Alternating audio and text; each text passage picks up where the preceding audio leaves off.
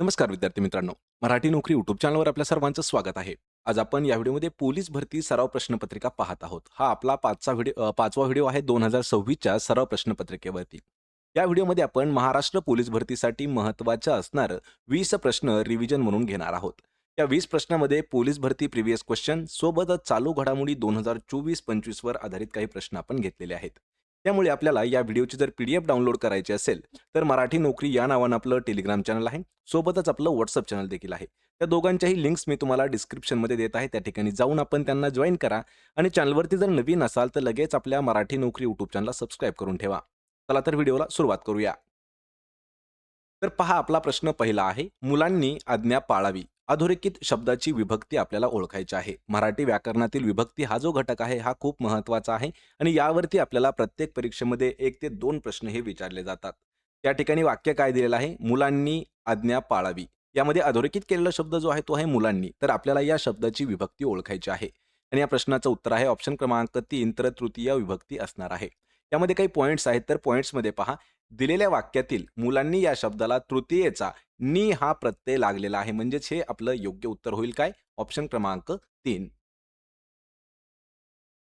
यानंतरचा प्रश्न आहे, छत्रपती संभाजीनगर जिल्ह्यातील खालीलपैकी सर्वात उंच डोंगर रांग कोणती आहे? पहा, छत्रपती संभाजीनगर या जिल्ह्यामधील सर्वात उंच डोंगर रांग आपल्याला विचारलेली आहे. आणि या प्रश्नाचं योग्य उत्तर आहे ऑप्शन क्रमांक 2. तर सातोडा ही जी आहे, ही सर्वात उंच डोंगर रांग आहे छत्रपती संभाजीनगरमधील. मित्रांनो, या प्रश्नामध्ये तुमच्यासाठी एक प्रश्न विचारतो मी. तर आपल्या महाराष्ट्रातील सर्वात उंच शिखर कोणतं आहे? हे आपल्याला कमेंट करून सांगायचं आहे. प्रत्येकाला उत्तर ह्याचं माहिती आहे, पण लक्षात ठेवा तरीही कमेंट करून याचं उत्तर द्या. महाराष्ट्रातील सर्वात उंच शिखर कोणतं आहे? या प्रश्नाचं उत्तर काय आहे पहा, ऑप्शन क्रमांक 2. त्यानंतरचा प्रश्न आहे, सध्या चर्चेत असणारा चांदीपुरा विषाणू सर्वप्रथम कोणत्या राज्यात आढळून आला होता? पहा, चांदीपुरा विषाणू हा जो आहे, हा सर्वात पहिल्यांदा कोणत्या राज्यामध्ये आढळला होता? तर या प्रश्नाचं अचूक उत्तर आहे ऑप्शन क्रमांक 1. तर महाराष्ट्र हे जे राज्य आहे, या राज्यामध्ये सर्वात पहिल्यांदा चांदीपुरा विषाणू आढळला होता. पर्याय 1 आपलं उत्तर होईल. त्यानंतरचा प्रश्न आहे पहा, सुया या शब्दाचे अनेक वचनी रूपाचे लिंग कोणते आहे? पहा, अनेक वचनी रूप. सुया या शब्दाचे अनेक वचनी. मित्रांनो, प्रश्न थोडासा समजावून घ्या. तर या ठिकाणी योग्य उत्तर काय असणार आहे आपलं? ऑप्शन क्रमांक 2. तर स्त्रीलिंगी हे जे आहे, हे त्याच्या एकवचनी रूपाचं लिंग होणार आहे. एकवचन काय आहे? सुया या शब्दाचा एकवचन होतो पहा, सुई. लक्षात ठेवा. एकवचन काय आहे? सुई. आणि ती सुई म्हणजे काय? तर स्त्रीलिंगी रूप असणार आहे. यामध्ये अनेक वचन आहे सुया आणि सुई जी आहे, ह्या स्त्रीलिंगी असणार आहे. पर्याय क्रमांक 2 आपलं उत्तर होणार आहे. यानंतरचा प्रश्न आहे पहा, महानगरपालिका आयुक्ताला केव्हाही परत बोलाविण्याचा अधिकार खालीलपैकी कोणाकडे असतो? महापालिका आयुक्त. लक्षात ठेवा, महानगरपालिका आयुक्त याला परत बोलवण्याचा अधिकार हा कोणाकडे असतो? यावरती प्रश्न आपल्याला पोलीस भरतीमध्ये विचारण्यात आला होता आणि हा प्रश्न आपल्याला 2016 मध्ये विचारण्यात आला होता आणि 2018 मध्ये सुद्धा विचारण्यात आलेला आहे. आणि या प्रश्नाचं योग्य उत्तर असणार आहे ऑप्शन क्रमांक 4. तर राज्य शासनाला अधिकार असतात पहा, महानगरपालिकाच्या आयुक्ताला केव्हाही परत बोलविण्याचे. ऑप्शन क्रमांक 4 आपलं या प्रश्नाचं उत्तर होईल. यानंतरचा प्रश्न आहे, 2028 साली होणाऱ्या ऑलिम्पिक स्पर्धा खालीलपैकी कोणत्या शहरात होणार आहेत? यानंतरच्या ऑलिम्पिक होणार आहेत 2028 मध्ये, पण प्रश्न करंट अफेअर्स 2024-25 वरती विचारण्यात आलेला आहे. यानंतर होणाऱ्या ज्या 2028 मधल्या आहेत ऑलिम्पिक स्पर्धा, ह्या कोणत्या शहरामध्ये आयोजित केल्या जाणार आहेत? आणि ते जे शहर आहे ते आहे ऑप्शन क्रमांक 1. तर लॉस एंजेलिस या शहरामध्ये 2028 या वर्षाच्या ऑलिम्पिक स्पर्धा होणार आहेत. ऑप्शन क्रमांक 1 आपलं योग्य उत्तर होईल. त्यानंतरचा प्रश्न आहे, स्थानिक शासन या विषयाचा समावेश भारतीय संविधानाच्या 7व्या अनुसूचीतील कोणत्या यादीमध्ये करण्यात आलेला आहे? पहा, भारतीय संविधानाच्या कितव्या अनुसूचीमध्ये आहे? तर 7व्या अनुसूचीमध्ये आहे. पण या ठिकाणी कोणत्या यादीमध्ये आहे असा आपल्याला प्रश्न विचारलेला आहे. आणि ती जी यादी येते, तर ती यादी येते पहा, राज्याची यादी. म्हणजेच ऑप्शन क्रमांक 2 आपलं या प्रश्नाचं योग्य उत्तर होणार आहे. मित्रांनो, जेवढे काही भारतीय संविधानावर इम्पोर्टंट असणारे प्रश्न आहेत, त्यावरती आपण 150 प्रश्न काढलेले आहेत. त्या व्हिडिओची लिंक तुम्हाला डिस्क्रिप्शनमध्ये मिळून जाईल. यानंतरचा प्रश्न आहे, मनातील भावनांचे उद्रेक ज्या शब्दातून व्यक्त होतात, अशा शब्दांना काय म्हटलं जातं? या ठिकाणी उद्रे असा झालेला आहे. शब्द आहे पहा, उद्रेक. मित्रांनो, कधी-कधी थोडीशी मिस्टेक होते, समजावून घेण्याचा प्रयत्न करा. आपल्याला पी-डी-एफमध्ये याच्या ज्या चुका असतात ना थोड्याफार, ह्या दूर केल्या जातील. या ठिकाणी मनातील भावनांचा उद्रेक ज्या शब्दातून व्यक्त होतो त्याला काय म्हणतात? तर त्याला म्हटलं जातं केवल प्रयोगी अव्यय. ऑप्शन क्रमांक 1 आपलं या प्रश्नाचं योग्य उत्तर होईल. याविषयी काही महत्त्वाचे पॉइंट्स आहेत, तर ते पॉइंट्स जाणून घ्या. मनातील भावनांचे उद्रेक ज्या शब्दामधून व्यक्त होतात, अशा शब्दांना केवल प्रयोगी अव्यय असं म्हटलं जातं. जे शब्द आपल्या मनातील भावना किंवा वृत्ती व्यक्त करतात, त्यांना केवल प्रयोगी अव्यय असं म्हटलं जातं. त्यामध्ये उदाहरण जर घ्यायचं झालं तर अरेरे, शाबास, अबब आणि बापरे हे त्याची काही महत्त्वाची उदाहरणं आहेत. पर्याय क्रमांक 1 आपलं या प्रश्नाचं उत्तर होईल.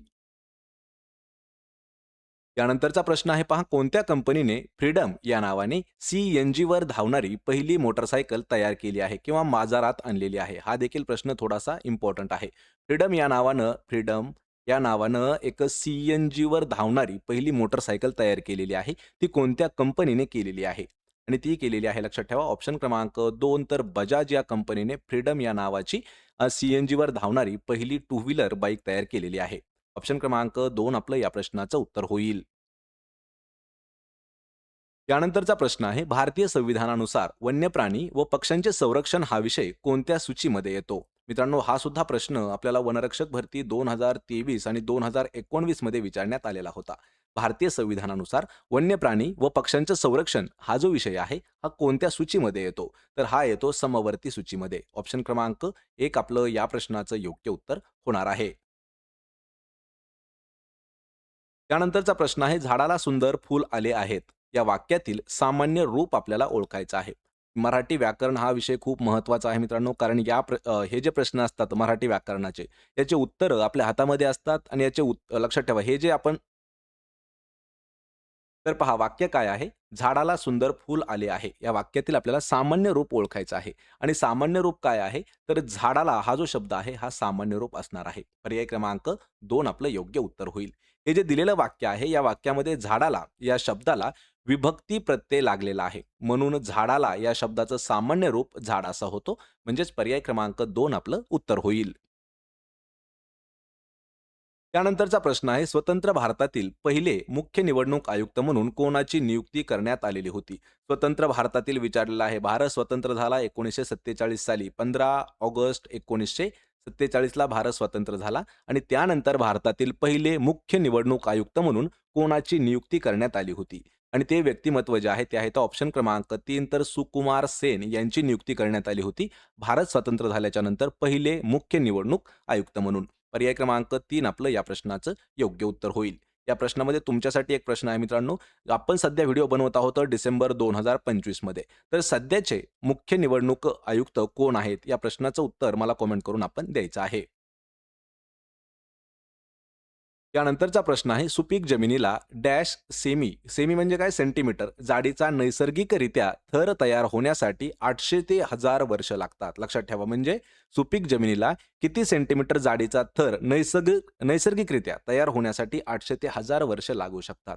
आणि तो जो थर आहे तो आहे 2.5 सेंटीमीटर एवढा, म्हणजे 2.5 सेंटीमीटर थर सुपीक जमिनीला जर व्हायचं म्हटलं तर त्या जाडीचा थर किती 2.5 सेंटीमीटरचा, तर त्याला तयार होण्यासाठी 800 ते 1000 वर्ष लागू शकतात.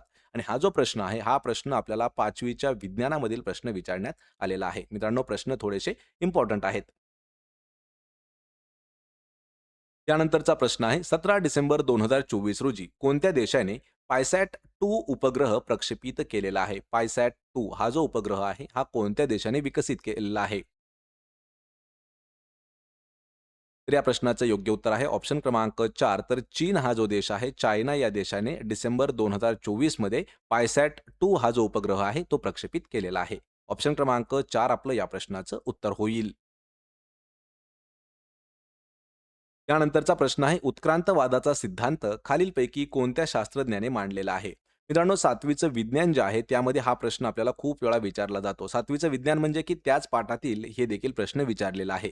हा प्रश्न आपल्याला 8वीच्या स्कॉलरशिपमध्ये सुद्धा विचारण्यात येतो. हा 7वीच्या स्कॉलरशिपमध्ये सुद्धा विचारण्यात आलेला आहे. आणि हा प्रश्न आपल्याला पोलीस भरतीमध्ये सुद्धा 8 ते 10 वेळापर्यंत विचारण्यात आलेला आहे. उत्क्रांतवादाचा सिद्धांत हा कोणी मांडलेला आहे? आणि हे जे व्यक्तिमत्व आहेत, तर हे आहेत चार्ल्स डार्विन. पर्याय क्रमांक 1 आपलं या प्रश्नाचं योग्य उत्तर होईल. यानंतरचा प्रश्न आहे, शिक्षक मुलांना बसवितात. या वाक्यातील क्रियापदाचा प्रकार आपल्याला ओळखायचा आहे. पहा, क्रियापदाचा प्रकार कोणता आहे? वाक्य परत एक वेळा पहा. शिक्षक मुलांना बसवितात. तर याचं जे उत्तर असणार आहे ते आहे ऑप्शन क्रमांक 2 तर प्रयोजक क्रियापद असणार आहे. ऑप्शन क्रमांक 2 आपलं या प्रश्नाचं उत्तर होईल. यामध्ये काही महत्त्वाचे पॉइंट्स आहेत ते पॉइंट्स पहा. वाक्यातील बसवितात हे प्रयोजक क्रियापद आहे.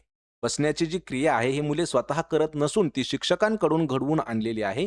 म्हणून हे प्रयोजक क्रियापदाचं वाक्य ठरणार आहे. पर्याय 2 आपलं उत्तर होईल. त्यानंतरचा प्रश्न आहे, भारताच्या संविधान सभेने राष्ट्रीय ध्वजाच्या रचनेचा अवलंब कधी केला होता? हा देखील प्रश्न आतापर्यंत आपल्याला 8 ते 10 वेळा परीक्षेमध्ये विचारण्यात आलेला आहे. भारताच्या संविधान सभेने राष्ट्रीय ध्वजाच्या रचनेचा विचारला आहे, रचनेचा अवलंब कधी केला होता? आणि तो जो केलेला आहे, तो 22 जुलै 1947 हे आपलं योग्य उत्तर असणार आहे. पर्याय क्रमांक 2 आपलं योग्य उत्तर होईल. त्यानंतरचा प्रश्न आहे, खालीलपैकी कोणता दिवस दरवर्षी आंतरराष्ट्रीय व्याघ्र दिन म्हणून साजरा केला जातो? आंतरराष्ट्रीय व्याघ्र दिन म्हणून कोणता दिवस साजरा केला जातो? आणि तो जो दिवस आहे, तो आहे 29 जुलै हा जो दिवस आहे, हा आंतरराष्ट्रीय व्याघ्र दिन म्हणून साजरा केला जातो.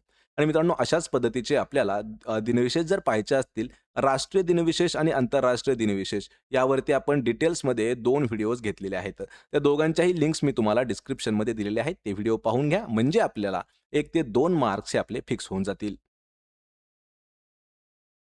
त्यानंतरचा प्रश्न आहे पहा, बोलणाऱ्याच्या तोंडचे शब्द दर्शविण्याकरिता कोणते अवतरण चिन्ह वापरले जाते किंवा कोणत्या अवतरण चिन्हाचा वापर केला जातो? कधी? ज्यावेळी कोणीतरी बोलणार असेल, त्याच्या तोंडचे शब्द दाखवताना. आणि या ठिकाणी आपलं योग्य उत्तर होईल पर्याय क्रमांक 2 तर दुहेरी अवतरण चिन्ह या ठिकाणी वापरलं जातं. मित्रांनो, यावरती महत्त्वाचे पॉइंट्स लक्षात ठेवा. ज्यावेळी एखादा व्यक्ती बोलत असेल, तर त्याचं जे बोलणं आहे, हे डबल कोट्समध्ये घेतलं जातं. बोलणाऱ्याच्या तोंडचे शब्द दाखवण्यासाठी दुहेरी अवतरण चिन्ह हे वापरलं जात असतं आणि 2 शब्दांना जोडताना संयोग चिन्ह वापरलं जातं. शोक, तिरस्कार, आश्चर्य अशा भावनांचा उल्लेख जेव्हा येत असतो, तेव्हा शब्दाच्या शेवटी उद्गारवाचक चिन्ह वापरलं जातं. पर्याय क्रमांक 2 आपलं या प्रश्नाचं योग्य उत्तर होईल. यानंतरचा प्रश्न आहे पहा, भारताचे संविधानातील कोणत्या कलमामध्ये राज्यातील राष्ट्रपती राजवटीच्या अंमलबजावणीचा उल्लेख करण्यात आलेला आहे? राष्ट्रपती राजवट याच्या अंमलबजावणीचा उल्लेख जो आहे, तो कोणत्या अनुच्छेदामध्ये करण्यात आलेला आहे? आणि ते अनुच्छेद आहे पहा, अनुच्छेद 356 यामध्ये राज्यातील राष्ट्रपती राजवटीचा उल्लेख करण्यात आलेला आहे. पर्याय क्रमांक 1 आपलं उत्तर होईल.